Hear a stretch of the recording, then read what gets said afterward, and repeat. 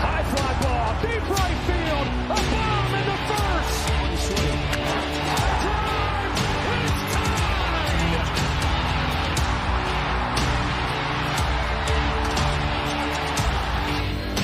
Corey Seager smashes the ball down the line. Goodbye. Now Seager to right center field, way back there. Gone again. Corey Seager does it again.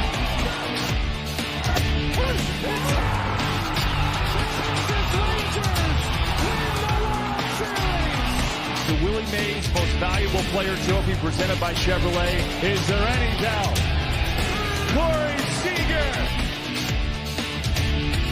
Welcome to another edition of Right on Rangers Live, coming at you after a roller coaster 10-6 win. And man, was it getting interesting there in the ninth inning.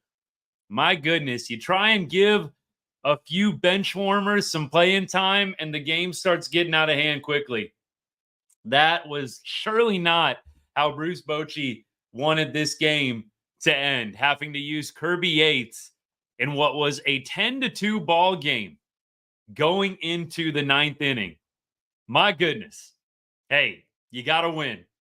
The circus absolutely is in town, though, and the Rangers just happened to avoid an ugly finish. Wyatt Langford, I think that if he's not there, that probably goes over to make it a 10-9 ball game. I think that would have gotten over the wall. Again, no glove, right? No body there. I think that naturally probably makes it over the wall, barely. Maybe a wall skimmer on that Stanton line drive. Stanton thought he got it. He admired that thing. And he thought he had a homer there to make it a 10-9 game, but it was not meant to be. Wyatt Langford doing a little bit of everything, but that was about to get real interesting. I'm going to get into a few different things. Look, we won our third series in a row. It was a great night offensively. I'm going to try so hard, y'all, so hard not to let that last inning get to me, because it is not fun watching a lead like that evaporate. Just not a great feeling. But you know what? The perspective is we got to win, and we beat one of the best teams in baseball, and we won a series against one of the best teams in baseball, and that is something to focus on. I don't think a lot of Rangers fans had beating the Yankees in 2 out of 3 ball games in this series on their bingo card. Really don't. So I got to keep that perspective. Look, you know how it is. Eventually, we're going to get into it. We'll talk about the ninth inning, but let's accentuate the positive, and then we'll get into some of the things that didn't end up mattering. I think that's going to be the name of the segment. Things that didn't end up mattering, but were still quite notable. So that in a little bit. But first, all y'all that have been around for a while, you know the drill. But here at Right on Rangers, we cover everything sports, putting a big emphasis on all the teams we love from the great state of Texas, including the Rangers, and especially the Rangers during baseball season. We appreciate you choosing Right on Rangers for your Texas Rangers post-game content. We are here every night, rain or shine, win or loss. And tonight, it is a good night to be a Texas Rangers fan. It is a great night to be a Texas fan. And let me get to comments here before I launch into some of my big leads. Tristan, what's up, my guy? Thanks for tuning in. What was happening in the game? I'm happy we got the last out. What was happening is the Rangers were melting down in the ninth inning, and Kirby Yates had to come in and save the day along with Wyatt Langford. Look, more Wyatt Langford than Kirby Yates, if we're being honest. That ball was smoked. I'm about to look that up right now. What was the exit velo on that Stanton hit that ended the game? I'm going to guess at least 111. That's what I'm going to go with. I wouldn't be shocked if it was like 115 or something like that. That dude hits the ball so freaking hard. Let's see what Giancarlo. It wasn't. I was way wrong. 104, only 104 off the bat. That looked like 110 mile an hour. Just one of his patented missiles. Wyatt, though, said, no. Let's go ahead and let's keep things rolling here. So On the broadcast, this is kind of interesting. On the broadcast, they were saying Wyatt earned the Yankees respect. Okay. Hard not to when you're walking off a game the night before and then you're going ahead and you're saving, not really saving, but you know what we mean. It would have been 10-9 with the Stanton home run there, but you're going ahead and ending the game, squashing any potential rally with a big time catch. Look, it's impressive. Wyatt, athletic, leaping up, making that grab. Not an easy play. Definitely helpful that they were already playing the no doubles. But look, Wyatt, hard not to have respect for him after the series that he had against one of the best teams in the game of baseball, the New York Yankees. So right now, here's where we got to start. This is probably any order, players of the game, big leads. I think we have to lock in on Evo. Nate Eovaldi really probably should have had a shutout tonight. Back-to-back nights, the umpire behind the dish has just been horrible, in my opinion, and it seems to be not favoring Rangers players. Look, some of y'all keep me honest here. If the Yankees were getting the benefit of some calls as well, or not getting the benefit of some calls from a pitching perspective, but man, it seemed like the Rangers up at the dish were getting hosed once again, back-to-back nights, and really in that inning where I believe Juan Soto hits the Oppo home run, kind of like Josh Young's homer, kind of reminded me of his walk-off, Juan Soto, and the bomb that he hit in the top of the fifth. Really should have never happened. In the top of the fifth inning, we had Evo well on his way to a 1-2-3 inning. Gleyber Torres is able to work a walk. Not really sure. I thought that it was a very clear swing on the check swing for Gleyber Torres. Bally didn't show it at first, and I'm in a little group chat on Facebook that kind of spawned from Texas Rangers Fans Only, a Facebook group that I have loved being a part of over this Rangers season. Highly recommend Texas Rangers Fans Only on Facebook. Right away commented, Bally has done kind of an interesting job of showing replays. I'm not the biggest Bally fan as it is. I'd almost rather listen to the game all on radio. But look, they didn't show the initial check swing right away like so many different networks will do. But it was a clear swing on the check.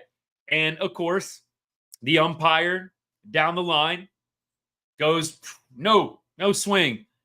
Should have been strike three, and Evo would have had to face Juan Soto leading off in the top of the sixth. So that home run would have never happened. Evo had an outstanding game. I loved what I saw from him. But I got to call it. The ump's calls horrific. I mean, it wasn't just the guy behind the dish.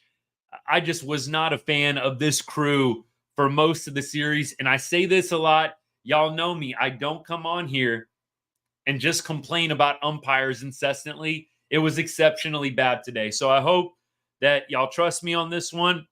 I'm not going to sit up here and nitpick if there's a couple bad calls here and there. It was consistently bad this series, and it felt like the Rangers were getting the short end quite a bit. I really, really do not understand that Gleyber Torres missed check swing call. I know it's tough when you're 90 feet away, and you watch the umpire behind the dish ring up guys on the check swing all on his own with a lot less of a swing than what Gleyber Torres gave. I feel like there was one with Simi the other night where it was a pretty questionable check swing, but the umpire went ahead and did the "you're out" right with the check swing on Simi. I don't know if y'all remember that one or not, but I feel like that's a call that the umpire behind the dish can see pretty easily. I don't really love that you're 90 feet away, or even more than that. It's more than 90, right? It's like 120 close to. You're 120 feet away. Let's have you make the call. I'm not a big fan of that. So, John, in the same boat, not a big fan of how that works. I understand the angling and all that, but I think it's really tough. Really tough. And honestly, at this point, with AI and with all of the advanced technology, check swing should be something that they can figure out pretty much right away All you have to do is put a laser right on the straight line on home plate. And if the bat crosses it, laser just has to point straight up. I mean, you could do that pretty distinctly, pretty, I think, covertly. It wouldn't be complicated. I don't even know why they have to have it be a first base or a third base umpire call. You could easily figure it out with technology. Easily. All right. So Evo, great night for him. Man, some of y'all want to talk about this ninth inning. All right. I will bite. Just give me a second. Let me at least put a bow on Evo, and then let me get into that ninth inning. All right. I'm going to give the fans what they want here. We want to talk ninth inning. We're going to talk ninth inning. All right. So Evo tonight, final stat line. We'll come back to other players of the game after we talk the ninth. So Evo, 7 innings, 2 earned runs, 3 walks, 4 hits. So 7 base runners in 7 innings, 6 Ks, did give up the 1 home run to Soto. Evo last year, I was reminded looking through his game log against New York, Evo did pitch a complete game shutout against New York just last year in April.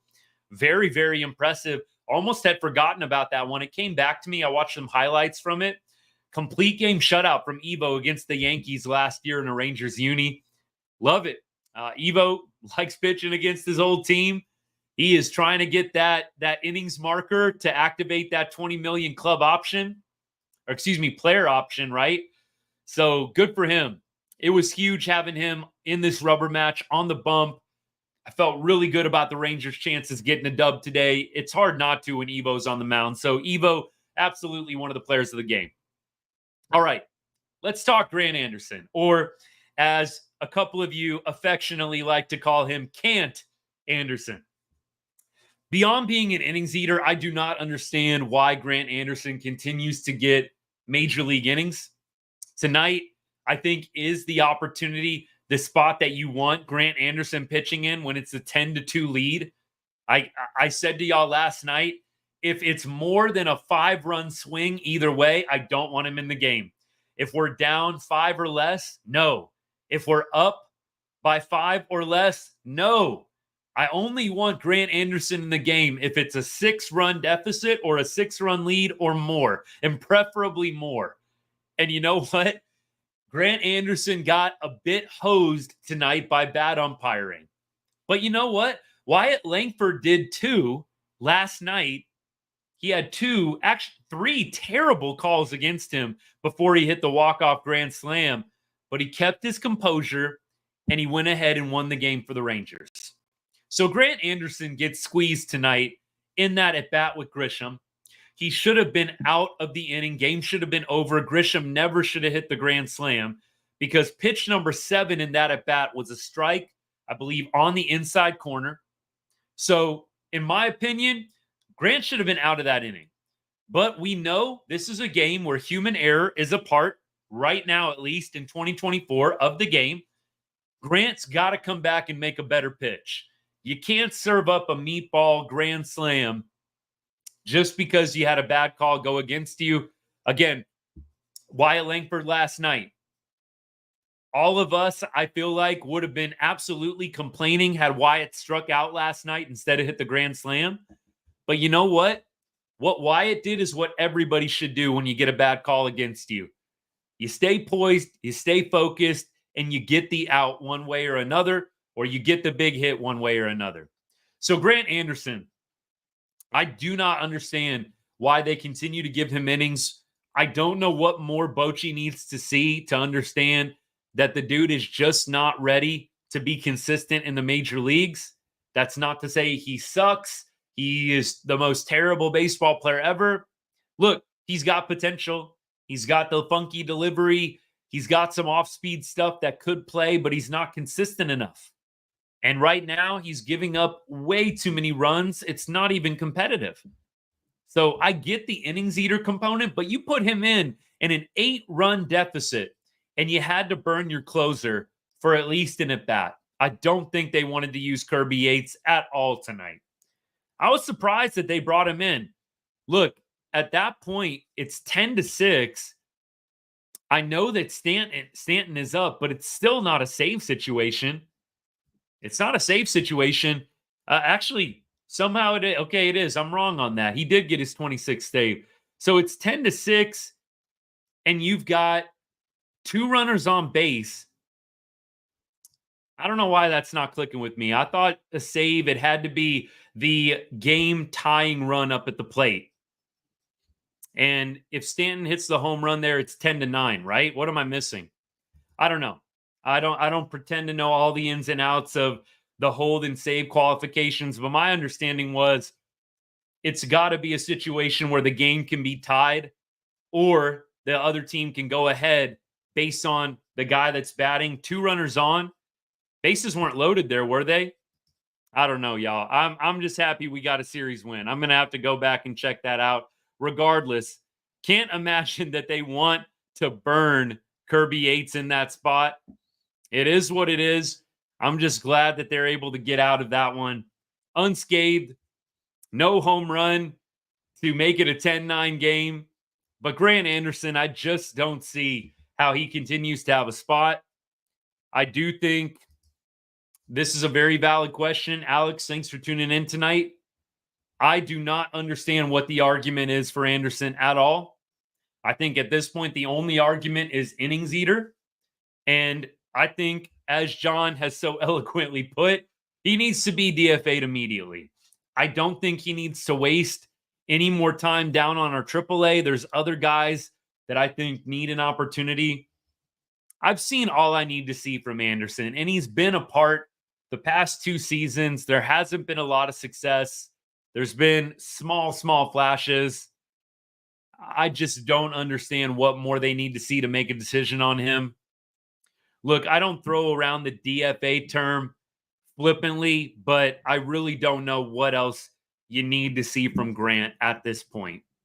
Okay, Grant Anderson is not a Jack Leiter level prospect where you've got a little bit of a longer runway. I don't understand the argument. I really don't. So Grant Anderson, and look, Festa did not have a good night either. Pennington, 2 outs, hit allowed. But Festa and Anderson were terrible tonight. 8.18 ERA for Festa, 8.10 ERA for Anderson. Again, this was the game where you wanted to get both of those guys in. I mean, it's a 10-2 ball game. You want to just burn the guys that are absolutely terrible on a night like tonight. And you're just hoping, could you just give up like maybe 1 or 2 runs? Do we have to bring up Giancarlo Stanton with a chance to make it a 1-run game? Seriously. So I don't know. Anderson, I can't imagine is going to be around a whole lot longer. Festa, I'm not a big fan of. I know he had a couple of big moments in early August. He had a couple of big spots. There was a 9th inning he came in and pitched pretty well in. But look, Festa with an 8.18 ERA. Festa's ERA is worse than Anderson's.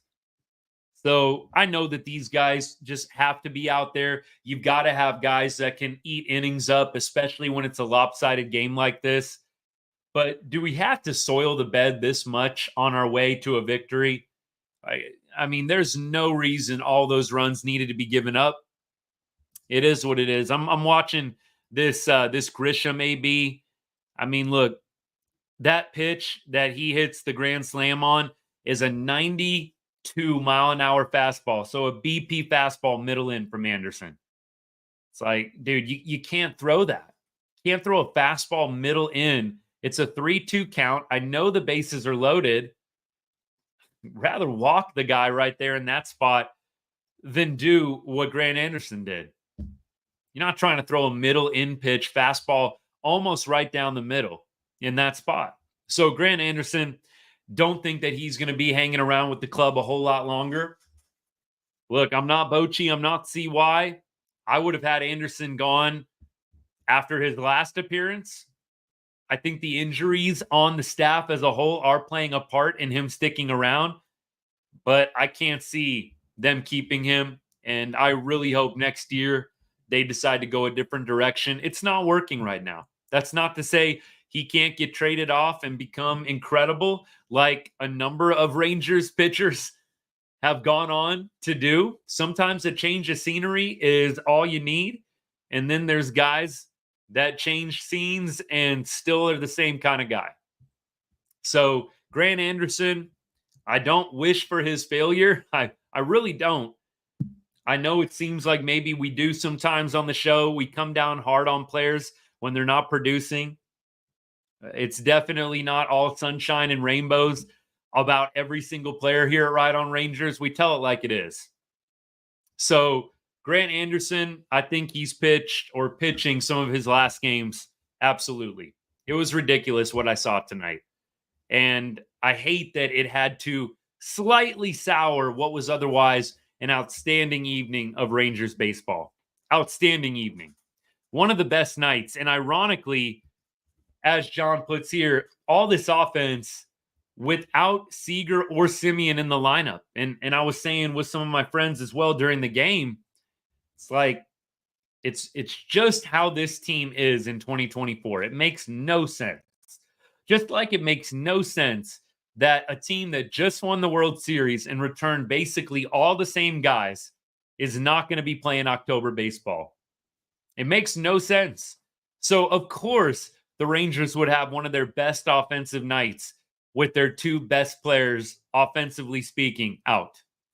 I mean, you just can't make it up. And we're going to talk about Corey Seager and Simi and kind of get into what's going on there. Obviously, a lot of y'all have probably heard Corey Seager going on the 10-day IL, but it's rumored that he's probably played his last game in 2024. So if you didn't know that, breaking news for you, but it is not likely Seager is going to be playing more games in 2024. I have mixed feelings about it. Obviously, if it's a legitimate injury and would be made worse by playing, I'm all for him sitting. Got to wait and see what all comes out before we make too rash of a judgment, but I'll give you my hot take in just a little bit. Now, the hustle from Jankowski in the outfield, I agree. I saw this play. It was outstanding. Garcia, we went in on Dolly and the hustle out in the outfield. There was a play last night, Dolly kind of dogging on a Juan Soto ball that got hit to the wall. You know, Soto's going to take second. I'll just take my sweet time here getting to this baseball. I just don't love it. And in a season where Dolly is not really having that great of a year, you just want to see heart and hustle all the time. I know I can only speak to what I would do as a player. And if I am having a terrible season, Dolly had a nice night tonight, 1 for 4 with 3 RBI, right? And a walk as well. Good night tonight for Dolly. But he's hitting 222 on the year and 677 OPS. It's a bad year for Adolis. And in bad years like this, where you are clearly underperforming, all you want to see as a fan and as a coach, honestly, is heart and hustle, attitude and effort. At minimum, I want those things to be 100 if I'm getting an underperformance or I'm getting regression from one of my staples in the lineup, one of the leaders on the team. So Jankowski, I definitely respect his game. The hustle, the heart. Look, Jankowski's not having the best season either, but his role was never to be every day, and he did kind of get thrust into that. Jankowski's role was come off the bench, be a defensive specialist, come off the bench, run the bases in big spots when we need a stolen base or we need speed to score on a ball in the gap. Jankowski's role was never supposed to be everyday DH, which sadly Jankowski was at certain points this season. Can y'all believe that? Travis Jankowski was our legit DH for periods of time this year. That's how bad it was going for the Texas Rangers offense at certain points this season. So I love Jankowski. Don't know if he's going to be back next year. Maybe the Rangers bring him back on another cheap deal just to have a quality veteran presence and clubhouse guy, just a heart and hustle, intangibles dude off the bench. I wouldn't be mad at it. I don't think that you can trot El Blondie back out there as your DH for 2025 like he was at certain points this year due to injury, among other things, right? But I'd love to have him back. Great guy. A lot like Nate Lowe, and just great teammate, great personality, very likable dude. So those guys you want to have around. I mean, you can't keep everybody like that around if they're not performing, but I wouldn't be mad if they brought Jenko back. Wouldn't be mad at it one bit. Quinn, this is awesome. The Yankees lose. Love it. Love it. 2 out of 3. The Yankees lose at Globe Life Field against the Rangers. Let's go. Hey, I'm taking every win I can get in September. I've told y'all the playoffs probably not happening this year. Could a miracle happen? Yes. It's not mathematically impossible, but it's not going to happen. Right. And I think a lot of us have come to terms with that. But could we have some fun on the way out? Could we beat some good teams, win some series, have some fun moments? All those things were true of the last couple of nights. The Wyatt walk-off, right? The outpouring of offense tonight. The Wyatt robbery of Stanton to end the game. Look, all of these are awesome moments that I hope the Rangers can just stack up over the next 26 days in September. I hope that they can give the fans a little bit of excitement and positive vibes on the way out heading into the offseason. Look, I already saw some Rangers fans doing the scoreboard watching. Guys, we can't yet. I told y'all I'm not even going to get into the standings anymore until the Rangers maybe get within 3 or 4 games. And there's 7 or 8 games left. And there's like a crazy outside chance. I'm just not even going to go there. I'm not trying to get my hopes up right now. Rangers, though, if you're curious, 8.5 games out of a playoff spot. And they have 22 games to go. A lot would have to go right for the Rangers to be able to sneak in. And I think if we're being honest, I don't know how many of us would expect the Rangers to do too well, even if they did make it in. Now, could they catch fire? Any team can get hot in October. The Rangers did it last year. Yes, anything can happen. But 8.5 games to go, or 8.5 games out with 22 games left. It's a pretty tall order. I'm not counting on it, but I understand there are some Rangers fans that refuse to give up hope, and I respect it. I'll be happy to eat crow, but I don't think that it's going to happen for the Rangers this year.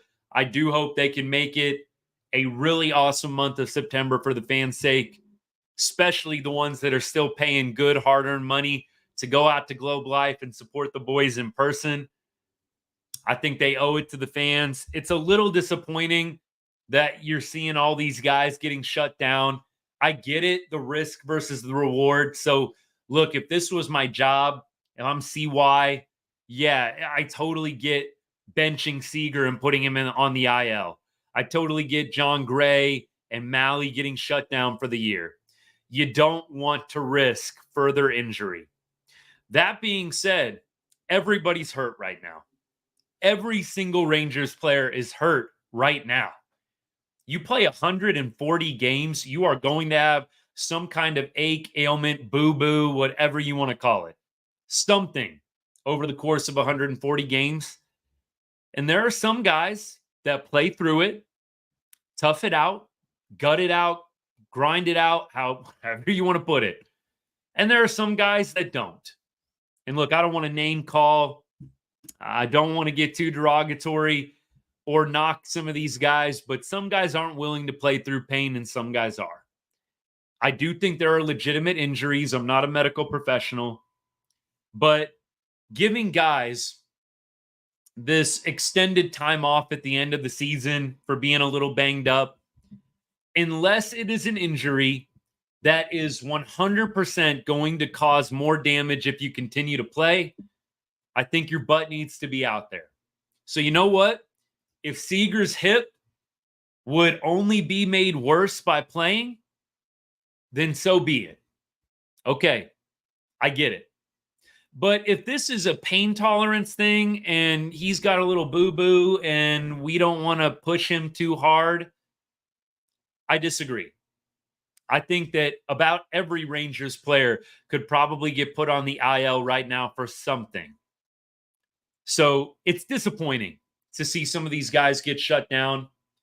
I personally am not a big fan of it because I think the fans should get to see the star players, especially in a crazy bad season like it's been for most of the year for the Rangers. I know not everybody might agree with me, but I don't like the guys that are mailing it in for little boo-boos and little aches and pains. I definitely understand that nearly every player probably has something that they could go on the IL for right now. I guarantee you asked every player in that clubhouse if they feel like 100%. I don't think anybody would say yes. So we'll see what happens with Seager. I would imagine they're going to play the cards pretty close to the chest and we'll probably not really know what's going on. I doubt that they're going to come out and be super clear or super transparent about what's going on with Seager. It would really surprise me if they did. I think that they are going to be very vague in general, and we're not really ever going to know what the extent is, which I think isn't right. I think if he's really injured, share the full extent of what the injury is. This isn't hockey. This isn't football. This isn't basketball. Contact sports to an extent, right? Basketball can be a physical sport. Football and hockey, absolutely physical sports. I can understand not wanting to be overly specific about injuries in more physical sports like that. In baseball, I don't get it at all. And the Rangers like to keep their cards very close when it comes to almost everything. So I'd be really surprised if they came out and gave us a full detailed breakdown of the Seager diagnosis, prognosis, risks, all that kind of thing. I think you're probably just going to get, well, we got to look at where we're at in the season, and we got some guys that are banged up. Want to get them healthy and give them some rest going into the offseason. Just going to get those company lines. That would be my guess. Maybe I'm wrong. I don't know, but it's just a bummer. The fan in me, I want to see these guys finish strong, not mail anything in. If they're legitimate injuries, so be it. But I just want to see the heart, the hustle, the effort for the fans' sake until game 162. Let me keep going here. Wyatt plays hero for the second night in a row. You could see him smile after the catch. Indeed, it was a fun way to end it. Look, I think had it been any other kind of out, you would be feeling a little bit worse about the win. But look, the fact that Wyatt leaps, robs it, huge smile afterwards, made me feel better about the meltdown in the ninth inning. I keep seeing people saying Langford hurt his wrist, elbow. Yeah, I think he probably is maybe a little bit banged up leaping into that wall, but I doubt it's going to be anything serious. Then again, with how the Rangers are playing it right now, it really wouldn't shock me. Really wouldn't shock me if Wyatt gets a day here or there. I think at this point, the way that they're rolling is if anybody's even overly a little bit slightly hurt, you're just not even taking any chances. Again, if I'm CY, I'm benching Seager. So let me just say that right now. If I'm CY, Seager's a little hurt, even if it's just a boo-boo, I'm benching him. He's the franchise. You don't want to risk anything. But the fan in me, I'm going to give you my real opinion and emotions on this one. I don't like it. Unless it's something that is going to severely cripple him heading into the offseason. I think grind it out, tough it out. Let's give the fans what they deserve before the end of the season. And the fans are what make professional sports run. I know there's some very pompous sports fans that think very highly of themselves.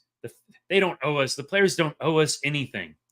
Bro, professional sports wouldn't exist without fans. I mean, can we all just agree on that? So I'm not of that mindset that pro athletes don't owe the fans anything. Pro athletes owe the fans a lot. They wouldn't be getting the paychecks they get if the fans weren't watching, talking about it like you and I are right now, gambling on the sports. Come on now. The fans make these sports go round. I do think the players owe the fans something. Gratitude, appreciation. We're a big reason why they get the salaries that they do. So I'm not on the page of Corey Seager doesn't owe the fans anything. Sure, nobody owes anybody anything, but I do think the right thing to do, play as hard as you can. If you can gut it out and tough it out, stay out there and play. A lot of these fans have been through a rough season. Again, spending hard-earned money. Let's finish strong for them. John, I'm glad you brought this up. I was going to talk about this all on my own, but I'm glad you brought this up. So some of y'all know at the beginning of the year, I put out a video about Corey Seager, and I said, this is the most surefire bet to cash this entire season. All the props that you could bet on any Major League Baseball player, the most 100% no sweat surefire bet to cash was Corey Seager over 29.5 home runs. And Corey Seager hit that mark just a few nights ago in August. With a month left to play, Seager already had 30 homers. And it looks like that is going to be the number that he ends on, assuming he doesn't play again. So Corey Seager helps me cash my overs bet right before he goes on the IL and probably doesn't play again this season.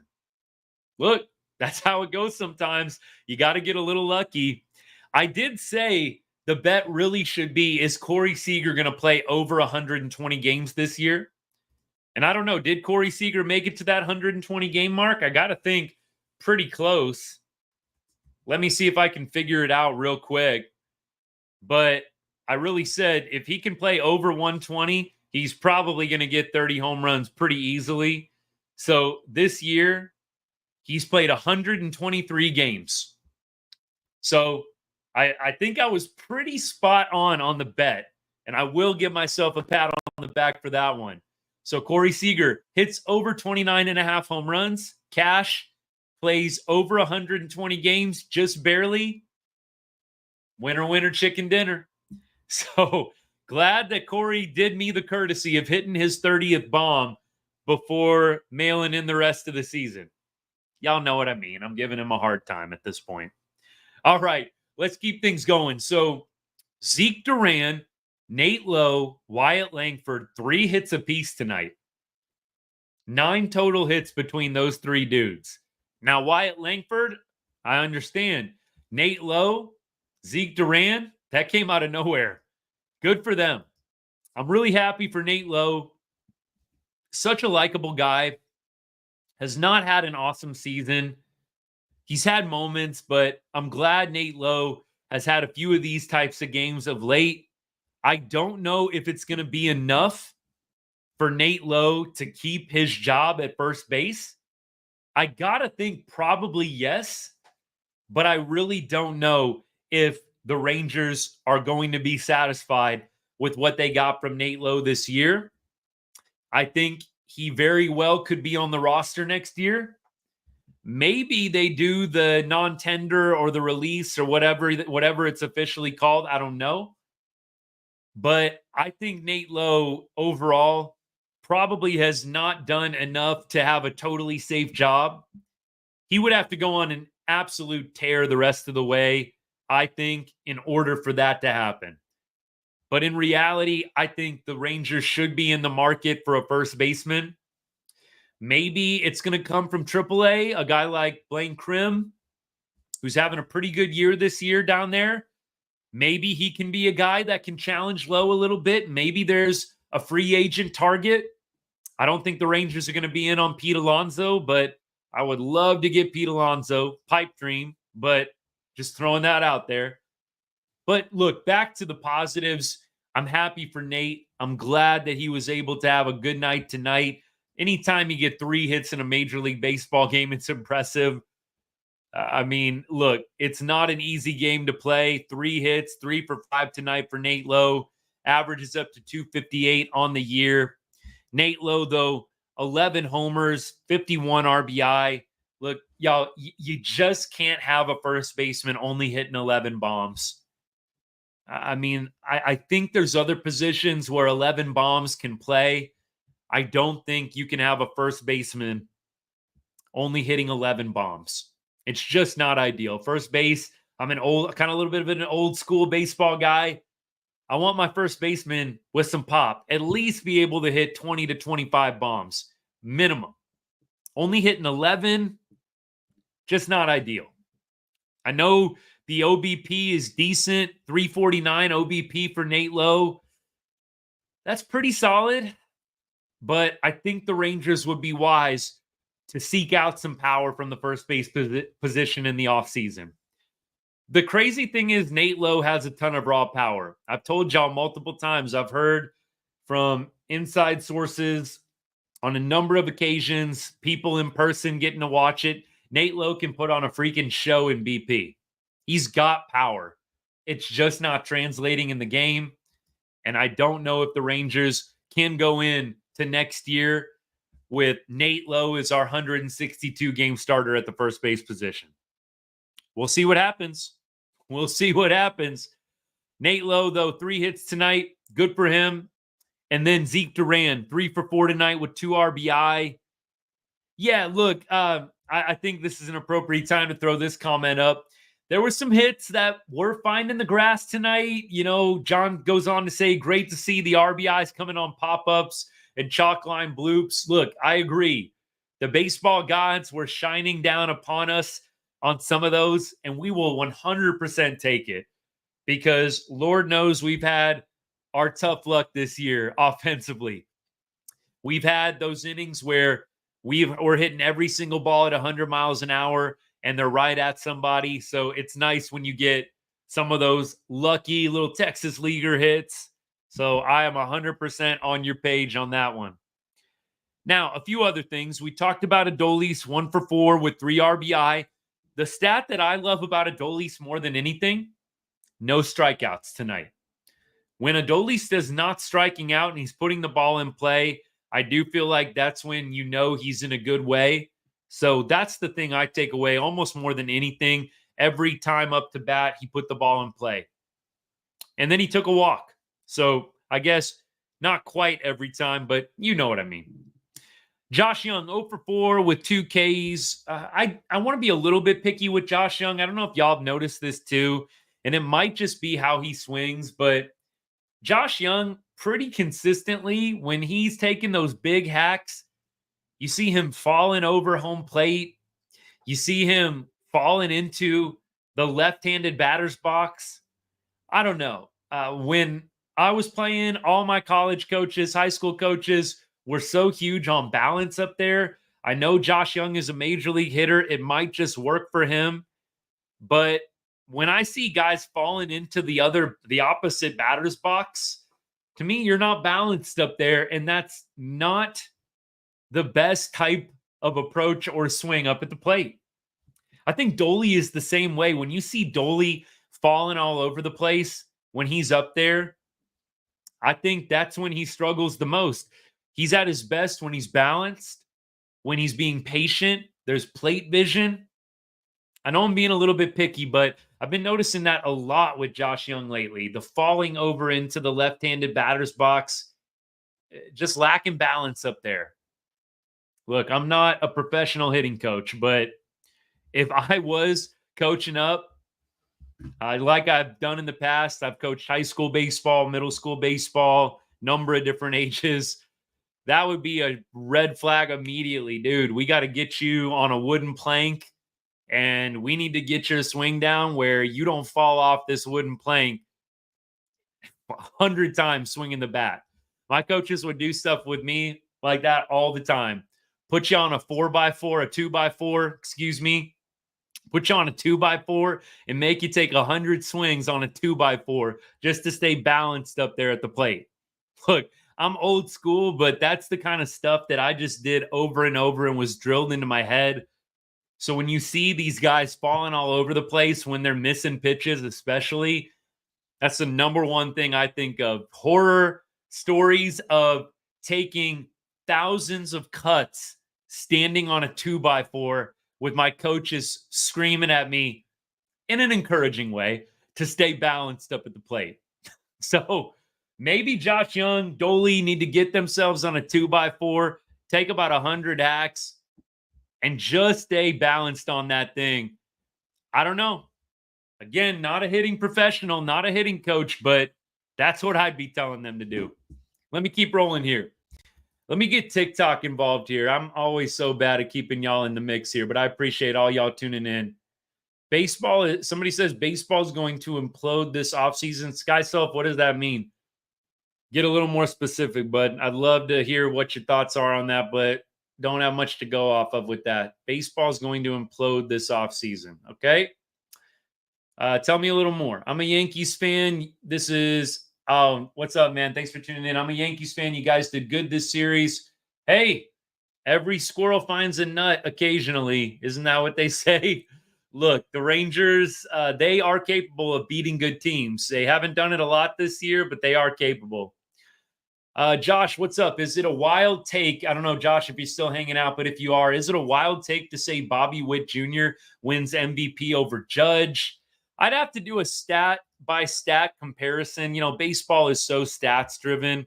I would really have to do a stat by stat comparison on that. Let me see if I can get a little stat by stat comparison. Aaron Judge versus Bobby Witt. Baseball Ref usually will pull that up for you. So the 2024 season only, though. Right now I'm getting like a 2022 to 2024 comp. So let me see if I can narrow it down. Choose same season for all choices. All right, I think I might got it. I might have it for y'all right now. Let's see. So 2024 looks like right now Bobby Witt has more hits, 21 less homers. I don't think there's any way you can probably give it to Bobby Witt. 9.4 WAR for Judge to 8.9 for Bobby. Bobby does have a higher batting average. Judge OBP is like off the charts. Judge has Bobby in slugging and OPS plus. So Bobby basically has more hits, more stolen bases, and a higher batting average. Judge has him beat in pretty much every other category. I really can't say I think Bobby Witt's going to edge Aaron Judge unless Aaron Judge just has a terrible September and Bobby Witt just finishes on a mission. I don't know. I can't see Aaron Judge losing to Bobby Witt. Chase says send Grant Anderson to Mars. Yeah, we were saying DFA him. Chase from TikTok wants to send Grant Anderson to Mars. I can't blame you, bud. It was a pretty bad outing tonight. And really, the last several outings have been pretty bad. Grant Anderson to Mars. Be nice, y'all. Be nice. Come on now. Let me keep going here. What's up, Texas Rangers fan? Appreciate you tuning in. Thank you so much. Good to have some new people in the chat every once in a while, and maybe you've been hanging out, but I appreciate you. Thank you so much for tuning in. A lot of Rangers content out there. Thanks for choosing us for your post game. Aaron, what's up, man? Thanks for tuning in. It has to do the way with their teaching batting now. A hitting coach explained it in our group. Yeah, Aaron, if you can hash that out, I don't want to make you type a whole novel. But look, all I can tell you is my past experience. You know, guys, I played super small college ball, did not get a ton of playing time. So I'm not trying to sit up here like I'm some college baseball legend. Look, I barely got any playing time in college. I worked my butt off, but eventually decided, hey, I'm going to get into my career. I wanted to coach, which I've done for many years now. But my coaches, great coaches, loved them all, were just so huge on a balanced swing. Again, I have nightmares of taking dry cuts and doing tee work off 2x4s, just emphasizing balance, right? Don't fall off the 2x4. You fall off the 2x4, you're hitting more. You got 10 more hacks if you fall off the 2x4 until you get to 100 or whatever it is. And that was what we did. They just drilled into us balance at the plate. So, look, I would love to hear the other perspective. I got to be real. I don't really dive into a lot of coaching philosophy when it comes to baseball, some of the new age stuff. I'm really not into that. I know there's a lot of people online like myself trying to make livings being online baseball coaches. I can't say I'm super interested in that field, but I would love to hear it. That being said, anytime anybody wants to talk hitting technique, I'm all for it. I don't know everything, but I know a decent amount. So I would love to hear the explanation. Aaron, if you can even give a little bit, I would appreciate it, but I understand if it's too much. Aaron says Judge easily wins MVP unless he falls off a cliff. Agreed. I think he would have to pretty much have like a sub 200 batting average month of September, 1 or 2 bombs. Look, he wasn't awesome in this series with the Rangers. That being said, he's pretty good, right? But he wasn't awesome against the Rangers. He had some nice moments, but I don't think Bobby's going to be able to edge him out. Just my 2 cents on that. Now, let's keep things rolling here. I don't know if there's a whole lot else to chew on in this game tonight. We've already talked about Evo. We talked about the crazy 9th inning. We talked about sending Grant Anderson to Mars after these terrible outings that he's had for us. Of course, we talked about Wyatt Langford and his torrid month of September so far. 3 more hits tonight. We talked about Nate Lowe and Zeke collecting 3 hits apiece as well. We talked a little bit about Seager and Simeon not being in the lineup. I'm trying to think what else we've gone over. We talked about Doley and Josh Young, the balance in their swings, how it's kind of lacking a little bit, maybe contributing to their lack of offensive production to this point. Again, we don't get paid to do this for a living, but, it's our opinion. It's Right on Rangers. We're going to put our stuff out there. And you guys know I don't get too butthurt if anybody disagrees. It is what it is. It's all fun. So let's keep talking. Heim 0 for 5. Tavares 1 for 3. Duran we talked about. Janko goes 1 for 4 with the run scored. Jonah Heim, I just feel bad for the guy. I keep saying that, but I really do. I think he's such a likable player. And for him to be an all-star game starting catcher last year and be mired in this type of season, all you can do is feel bad for him. I do wonder what they're going to do with Heim next year. I don't know how y'all feel, but I just don't know what they're going to do with Jonah next year. Can you really go into 2025 thinking Heim is your 140, 150 game catcher? I'm not willing to take that risk. I think you got to re-sign Carson Kelly, or you've got to go out and get somebody else that is going to be able to compete with Heim. I think the defense even is getting affected a little bit. That's the one thing I could defend Heim on is the defense, but I feel like there's been some passed balls lately with Heim. Tonight, did y'all see that Josh Smith play? He made a great play trying to stop a baseball, kind of threw a crazy 10 hopper to Nate Lowe. It got past Nate Lowe. And Jonah Heim, with bases empty, isn't even backing up the throw. I just think to myself, I wonder if the bad offense is affecting a lot of the facets of his game right now. I talked about the body language with Heim. It's just not looking great right now. I feel like the defense is taking a little bit of a hit too. I know it might just be a terrible 2024 for him. Maybe he rebounds next year. Look, I'm not super optimistic the Rangers are going to get a ton of rebound seasons from some of these guys that regress from the World Series year. I'm not super hopeful, y'all. And you guys know I'm the eternal optimist. I call it like it is with the stats, but I'm super hopeful. And I just can't see some of these guys having career years in 2025 after a really bad 2024. I don't know.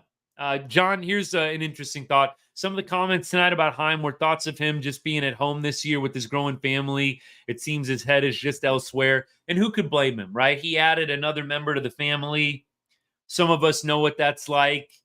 And when you're in a 162 game grind, look, it is his job. So we don't want to make excuses for him. But on a human level, we can all understand the guy has other priorities besides baseball.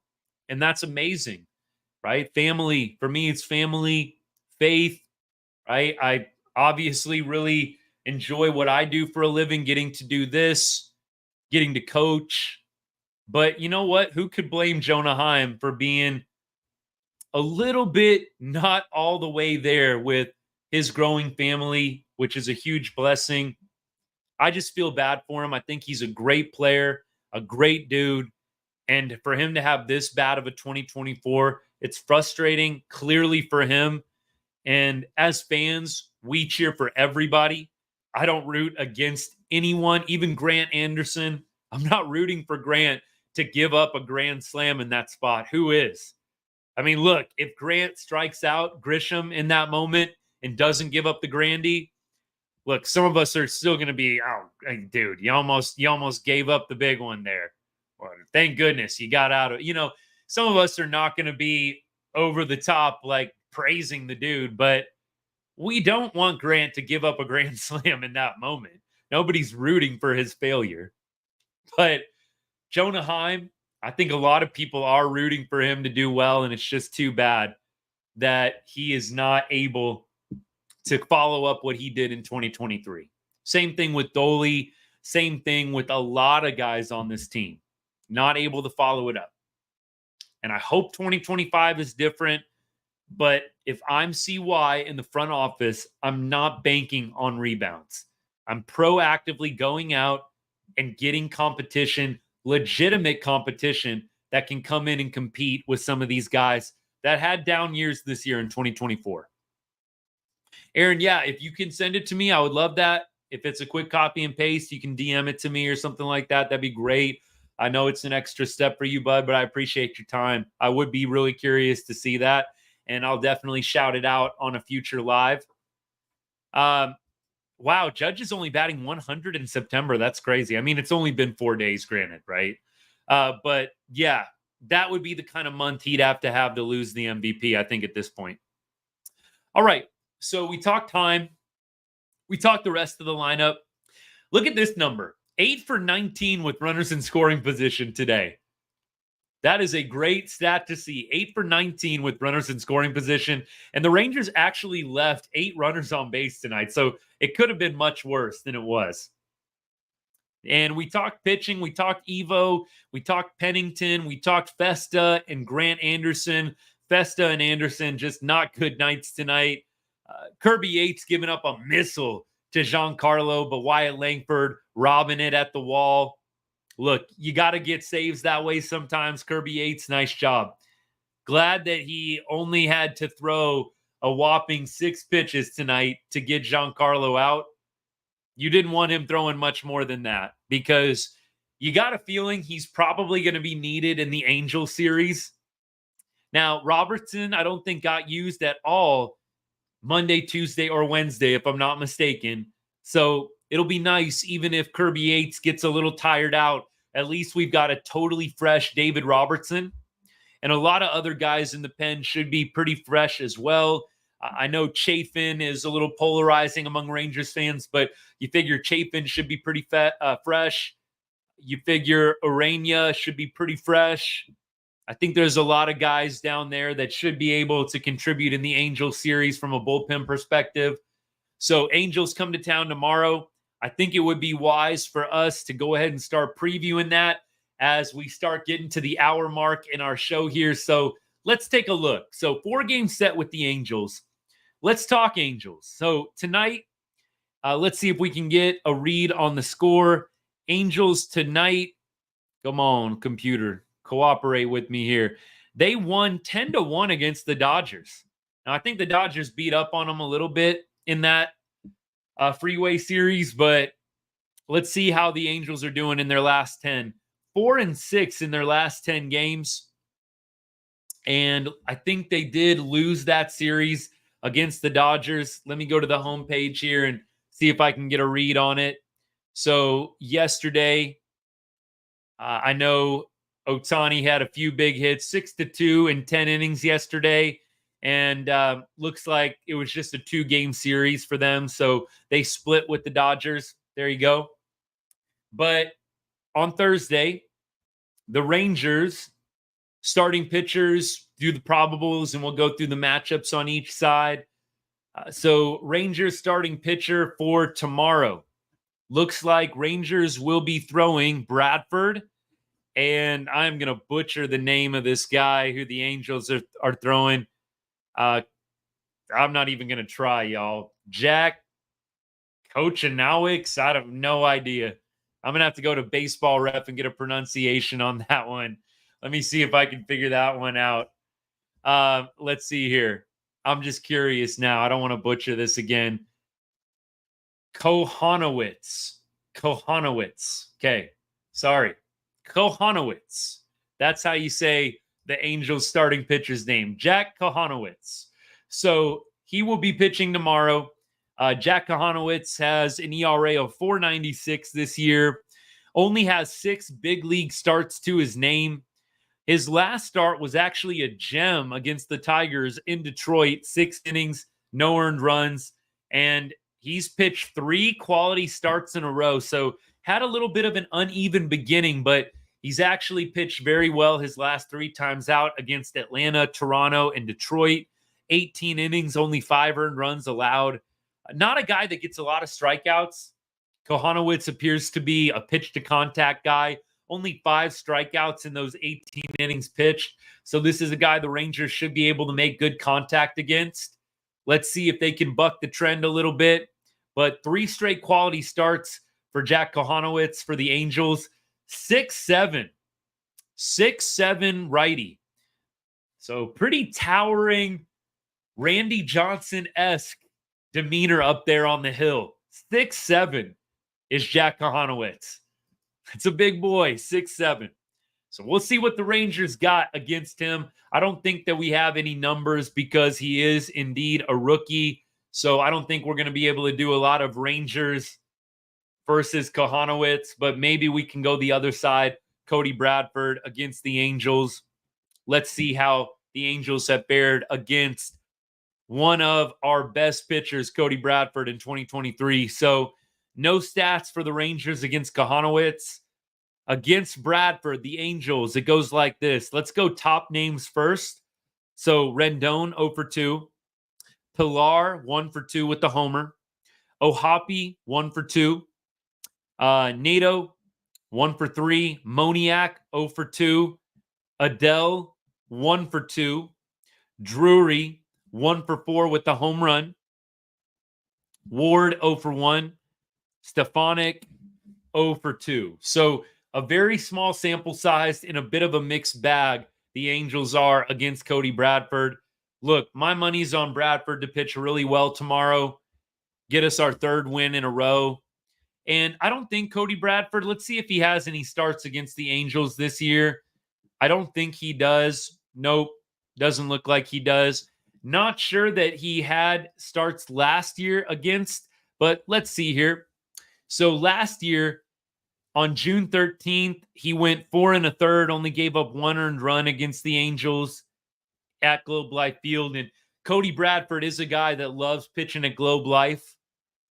And beyond that, he pitched in Anaheim, and he did get shelled on September 26th in Anaheim last year. So 2 starts against the Angels last year, 1 pretty good one that got out of hand.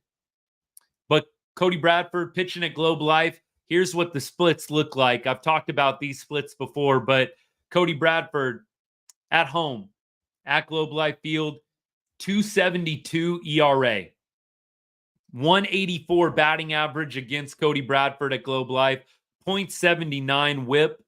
On the road this year, Cody Bradford, 4.85 ERA, 2.55 batting average against 2 very different pitchers. So look, if you can just get Cody Bradford to pitch at Globe Life every time, that's gravy. So I think Cody's going to give us a pretty good start. Looking forward to seeing him on the bump tomorrow. I love the 1-2 punch of Evo and Bradford. I love that 1-2 punch. It's kind of nice having those guys back to back. You feel really good. I would love to be Bradford and then Heaney following up. If they can work that out, have Evo, Bradford, Heaney, man, there you go. And then you get into DeGrom back, probably not this weekend, but maybe late next week. So things are looking up from an entertainment perspective with the Rangers. I think you're going to see them finish strong in 2024. I really do hope that they can get over that 500 mark. I think that's got to be the goal. I feel pretty good about the Rangers' chances in this Angel series. Look, you can't take any team for granted. I do want to mention, and we haven't talked about it yet tonight, I think some of y'all saw Elvis Andrus is going to be retiring as a Ranger. And I think this weekend they're going to be doing that retirement. I don't know if it's a ceremony, but a press conference. And Ron Washington is going to be a part of that. Obviously, Wash coached Andrus when he came up into the bigs for those World Series runs. So I thought that was a really cool moment. Elvis retiring as a Ranger this weekend, and Ron Washington, obviously a coach of the Angels, going to be a part of that. That's going to be really special. I'm going to try and tune in and catch that. Happening on Friday night. Aaron, thank you so much. I appreciate that. So Friday night, tune in. Might be probably a pregame thing, Aaron, if I'm not mistaken, but let me know. But that's got to be worth your watch if you are a diehard Rangers fan, watching Ron Washington and Elvis Andrus back together. Shades of 2010, 2011. Gotta love it. Look, there's some painful memories back in those years, but there are a ton of fun ones and good ones. So I'm going to be excited to help celebrate Elvis' career by tuning in on Friday, getting to hear from Ron Washington, getting to hear from some of his old teammates who I'm sure are going to show up. Some of them are working on the Rangers staff right now in the front office. So it should be great. It really should be great. And I'm excited for Elvis. It feels right. He kind of bounced around Athletics, White Sox at the end of his career. I'm glad he's coming back home to Texas. Should be a fun weekend. What have I thought of Langford in the 2-hole? I think that Langford ideally could hit in the 2-hole, or if you want to move him to the 4-hole, 5-hole next year, I think that could work well. Look, if Corey Seager is protecting Wyatt Langford, that is dangerous. That's very dangerous because Wyatt is going to be getting a ton of pitches to hit if Corey Seager is protecting him. Now, the problem is who protects Corey, because you need somebody that other teams actually respect and fear. Because if you don't have somebody behind Corey, eventually teams are just going to keep walking because they want to get to the guy behind. So this year, we saw Corey get walked a lot in big spots, purposefully, intentionally, and, kind of the intentional walk, if you know what I mean, because Josh Smith is protecting Corey Seager. Not a lot of teams fear Josh Smith at this point, regardless of the stats that he's put out this season. He's had a decent year. But who would you rather pitch to, Corey Seager or Josh Smith? No brainer. Now, when you had Dolly going as hot as he was at one point, you didn't want to pitch to Dolly either. And Dolly never really protected Corey Seager. Even last year, it was Evan Carter down the stretch protecting Corey. But I wouldn't mind seeing Wyatt in the 2 spot. What are we going to do in the leadoff, though? I think Simeon is kind of the assumed guy, but Marcus Semien barely has an OBP over 300. I'm assuming they're going to give it back to him just by de facto. You're one of the highest paid players on the team, but I don't know. I don't know about that one. We'll see, but I don't mind Wyatt in the 2 spot. I think it's interesting. This is definitely a time in the baseball season when you're out of the race, out of the playoff spot, to tweak things and play around a little bit. I still would like to see the Rangers put out competitive lineups, but I don't know if that's going to happen every single game. You're going to see some guys rest. You're going to see some guys get opportunities that probably would not get them otherwise if we weren't in this September call-up mode. So we'll see. I'll be interested to see how they do things the rest of the year with both the pitching rotation and the starting lineup. All right, y'all. I'm going to go ahead and wrap things up for the night. Daniel, what's up? I did see the Cubbies toss a combined no-no. Good for them. I believe Shota and then a couple of bullpen guys combined for the no-no. So, hey, that's awesome. Anytime you can pull that off, it's impressive. I think the Rangers are going to be back next year. A lot of people, I think, ignorantly put out this fluke season, one-year wonder nonsense. The Rangers are going to be competitive next year. I really do feel that way. Unless they just do not make any kinds of moves in the offseason and let some guys walk and don't even try to replace them. So, like, if you let Evo walk and you don't go out and get any kind of other starting pitchers, yeah, my opinion could change on that. But if you return Nate Eovaldi, you've got Malley coming back, you've got Bradford, you've got DeGrom. Personally, I feel really good about the starting rotation in 2025. I feel good about Wyatt Langford continuing to improve. I think you got to go out and get a free agent bat that can swing it and can swing it for power. I don't think you can just expect all these guys to rebound. So I think you got to have an active offseason. Doesn't mean you got to go out and get Juan Soto. You just got to have an active offseason and try and get some quality, solid players. That's what I want to see. So I think the Rangers are not going to be a one-year wonder. Wouldn't surprise me if they're back in the playoffs next year or if they win the division next year. It wouldn't shock me at all. Now, could I see them having another mediocre season? Depends on injuries, depends on who they go out and get in free agency. But who would be shocked if they made the playoffs with the kind of guys that they have on the roster? I don't think it would shock a lot of people that know what the Rangers are capable of and the kind of players that they have. If Wyatt Langford can be a 25, 30 home run guy next year, look out. You got Corey Seager, you got Wyatt, and you've got Marcus Semien. I think Semien is probably one of the biggest rebound candidates. I think you've got to imagine Marcus has a better 2025 than what he had in 24. If there's one guy that I'm counting on to bounce back, it's Marcus. I can't say I feel that way about Jonah or Dolly or any of the other guys. If there's one guy I think has a great shot at bouncing back that I know is going to work his freaking butt off to get back to form, is Marcus Semien. You know it's killing him right now to not be producing. And you know how hard that guy works. He's the Heart and Hustle winner for a reason. If there's one guy I'm betting on next year to have a killer 2025 offensively, it's Marcus Semien.